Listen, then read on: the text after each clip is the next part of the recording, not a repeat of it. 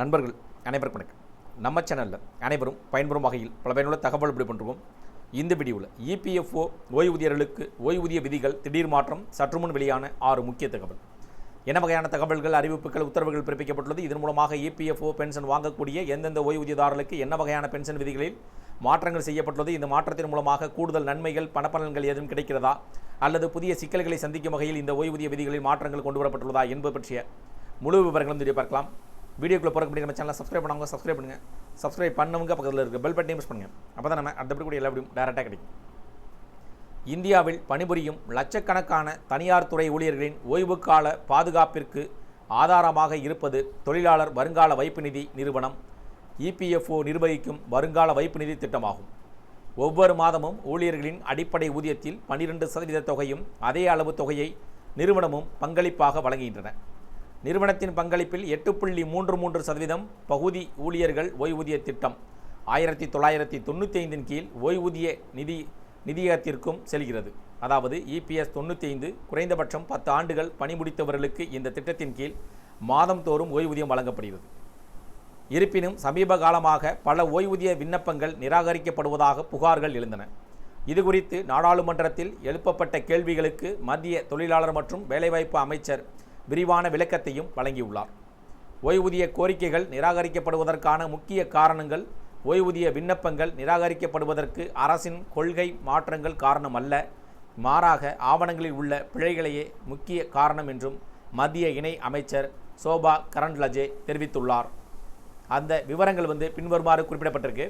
அதாவது முழுமையற்ற அல்லது தவறான விண்ணப்பங்கள், விண்ணப்ப படிவத்தில் வங்கி விவரங்கள், பணி அனுபவ ஆவணங்கள் அல்லது தனிப்பட்ட தகவல்கள் விடுபட்டிருந்தால் அல்லது தவறாக குறிப்பிடப்பட்டிருந்தால் விண்ணப்ப நிராகரிக்கப்படும். கணக்கு எண்களில் உள்ள சிறிய பிழைகள் கூட இதற்கு காரணமாகலாம். தரவு முரண்பாடுகள், இபிஎஃப்ஓ பதிவுகளில் உள்ள தகவல்களும் விண்ணப்பதாரர் சமர்ப்பிக்கும் ஆவணங்களுக்கும் இடையே ஒற்றுமை இல்லாவிட்டால் சிக்கல் ஏற்படும். குறிப்பாக பிறந்த தேதி, பணியில் சேர்ந்த அல்லது விலகிய தேதி, ஆதார் விவரங்கள் மற்றும் வங்கி கணக்கு தகவல்களில் மாற்றம் இருந்தால் தானியங்கி முறையில் ஓய்வூதியத்தை வழங்க முடியாது.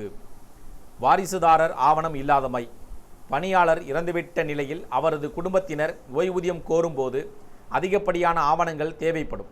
இறப்பு சான்றிதழ், வாரிசு சான்றிதழ் மற்றும் நாமினேஷன் விவரங்களை சரியாக இல்லையெனில் அத்தகைய விண்ணப்பதாரர்கள் நிராகரிக்கப்படும். நிறுவனத்தின் பங்களிப்பில் உள்ள சிக்கல்கள், சில நேரங்களில் நிறுவனங்கள் ஓய்வூதிய பங்களிப்பை அதாவது இபிஎஸ் கான்ட்ரிபியூஷன் சரிபார்க்க செலுத்தாமல் இருப்பதும், சம்பள விகிதங்களை தவறாக குறிப்பிடுவதும் சரிபார்ப்பின் போது தடையாக அமைகின்றன. குறைந்து வரும் நிராகரிப்பு விகிதம், கடந்த 5 ஆண்டுகளில் ஓய்வூதிய கோரிக்கைகள் நிராகரிக்கப்படும் விகிதம் படிப்படியாக குறைந்து வருவதாக அரசு தெரிவித்துள்ளது. இதன் முக்கிய காரணம் இபிஎஃப்ஓ அறிமுகப்படுத்தியுள்ள நாமினேஷன் மற்றும் டிஜிட்டல் குடும்ப பதிவுகள் ஆகும்.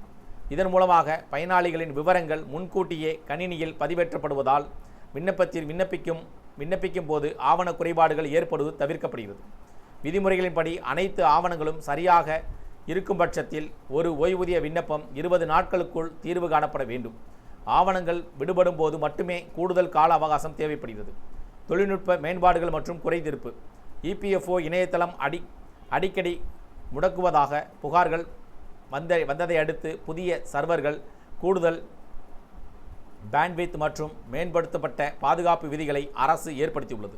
மேலும் புகார்களை தீர்க்க சிபிகிராம்ஸ் மற்றும் இபிஎஃப் ஐஜிஎம்எஸ் போன்ற தளங்கள் மூலம் லட்சக்கணக்கான புகார்கள் உடனுக்குடன் சரி செய்யப்பட்டு வருகின்றன. 2025ஆம் ஆண்டில் மட்டும் சுமார் 20 லட்சம் புகார்களுக்கு தீர்வு காணப்பட்டுள்ளதாக கூறப்படுகிறது. இந்த தகவல்கள் பற்றி, அறிவிப்புகள் பற்றி, உத்தரவுகள் பற்றி, சலுகைகள் பற்றி உங்களுடைய கருத்துக்கள் வேறனும் இது சார்ந்த கூடுதல் விவரங்கள் தேவைப்பட்டால் கமெண்ட் செக்ஷன் பகுதியில் பிடிச்சிருந்தால் லைக் பண்ணுங்கள். முடிந்தவரை இந்த வீடியோ உங்களுடைய நண்பர்கள், உறவினர்கள் அனைவருக்கும் ஷேர் பண்ணுங்கள், ஃபார்வர்ட் பண்ணுங்கள். மறக்காம நம்ம சேனலை சப்ஸ்கிரைப் பண்ணுங்கள். சப்ஸ்கிரைப் பண்ணவங்க பக்கத்தில் இருக்குது பெல் பட்டனையும் ப்ரெஸ் பண்ணுங்கள். அப்போ தான் நம்ம அடுத்த கூட எல்லா வீடியும் டேரெக்டாக கிடைக்கும். தேங்க்யூ ஃபார் வாட்சிங்.